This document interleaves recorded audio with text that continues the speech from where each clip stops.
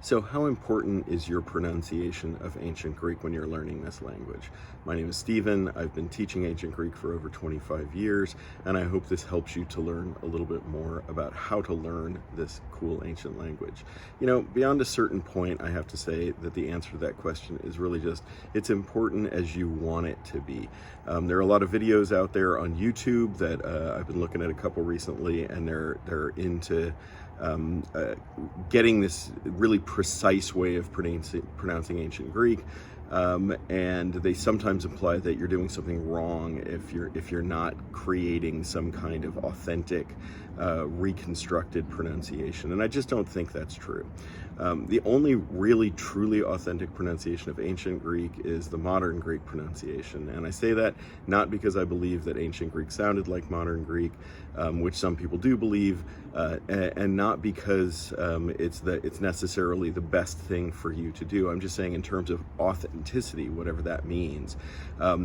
Modern Greek pronunciation is the natural evolutionary end of all of the sound changes that were occurring in Koine, which is kind of late stage Greek in the ancient world. And so in that sense, it's authentic. But otherwise, reconstructed pronunciations aren't wrong, but they are never going to be truly authentic, because the only way you can produce an authentic sounding version of a language is to be able to learn with native speakers, or near native speakers at the very least. So if you want to be strict about your own pronunciation, you want to pick some particular time period to try and mimic the general reconstruction of, go for it. In general, with my students, I always go for a reconstructed classical Attic pronunciation, and one of the reasons for that is because it keeps the vowels more distinct from each other, which allows people to connect the writing system and the sound system a little bit more naturally.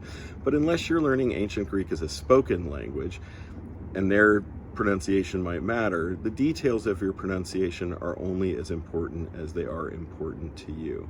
Think about living languages. There's no real connection between fluency and a perfect accent, or even a really good accent. We all know people who are totally fluent, speak beautiful English, write beautiful English, but accented, and sometimes accented quite heavily. So why should we spend a lot of time trying to get this dead language pronunciation right?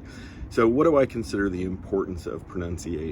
Well, for me, it's all about whether it helps you to learn Greek. Is it relatively easy for you to acquire a particular kind of pronunciation system? Is it within kind of generally a broad area where people are pretty much going to understand you, even if they say words different, even if their vowels are different? Does it reflect some kind of piece of reality? You can't just make up your own pronunciation in the sense of, you know, pronouncing a theta like it's a phi or something like that. So it's about helping you learn it. So if you're in a classroom, obviously you want to mimic your classroom instructor, and you want to be in a community of practice with your fellow students where you can understand each other when you're saying words. If you're learning it as a spoken language, obviously your conversational group is going to be something, whatever the norm is there, that's what you're probably going to want to do. But it's something also that you have to be able to be consistent with. You can't struggle with pronunciation because you're trying to achieve something that's not natural for you or normal for you.